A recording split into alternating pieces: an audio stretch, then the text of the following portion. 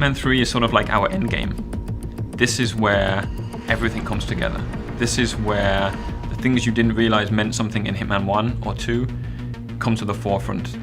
Having those holy moments when we flip something on you and make something happen that you were not expecting, and then just keep moving to the next thing until you have that moment of, that's it. We wanted to bring back what was the essence of Hitman.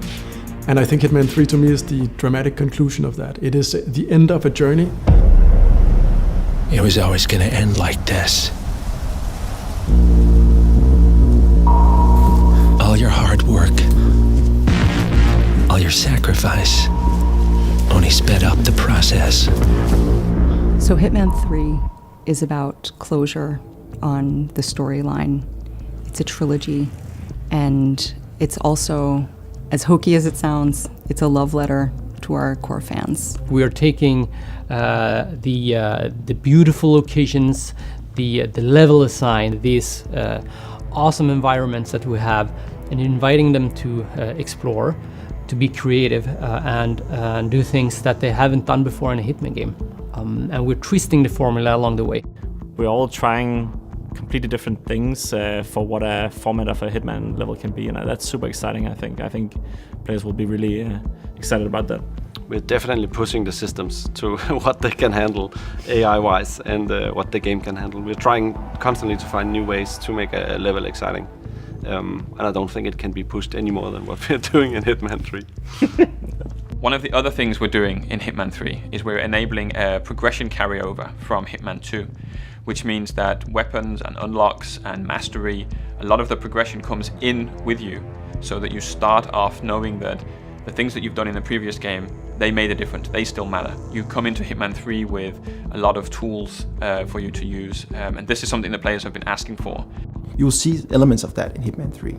Things that fans want, things that fans have been talking about since Hitman 1, you will see in Hitman 3. I think what our players will like the most is going into this game not knowing what to expect, and then really seeing how the game takes them on a dark journey that is both intimate and emotional, and with some hope sprinkled in.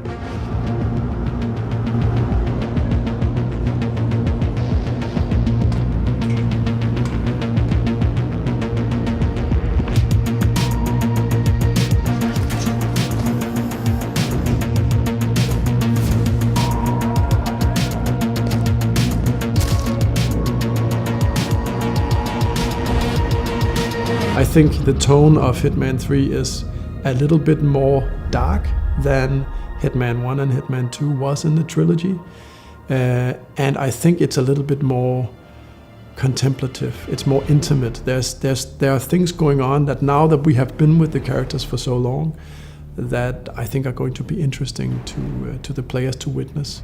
Hitman 3 is clearly more dark and more brooding than the other two chapters, which in a way brings the game as a whole closer to the tone of the story. Yeah, I agree. I think the fact that it's a sandbox allows you to do some pretty crazy things that would seem weird if we put them in the main story. So the task of the main story is definitely to keep everything on the straight and narrow, if you will, and make sure that, okay, so we're establishing this dark spy thriller, so we need to make sure that that sort of comes through the whole experience.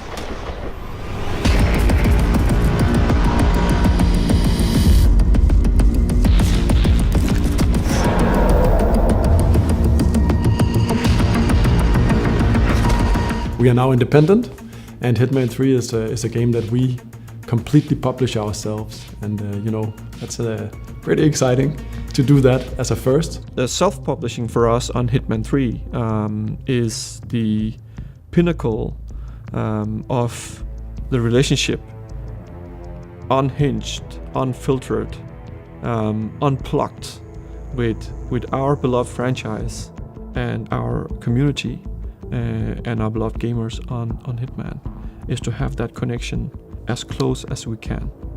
When all is said and done, my hope is that the fans will love it as much as we do. There's so many people worked on this franchise for so long time that this has to be right. So, as I see it and what I've seen so far, I don't think it's not only going to be the best game of the trilogy, I think it's going to be the best Hitman game.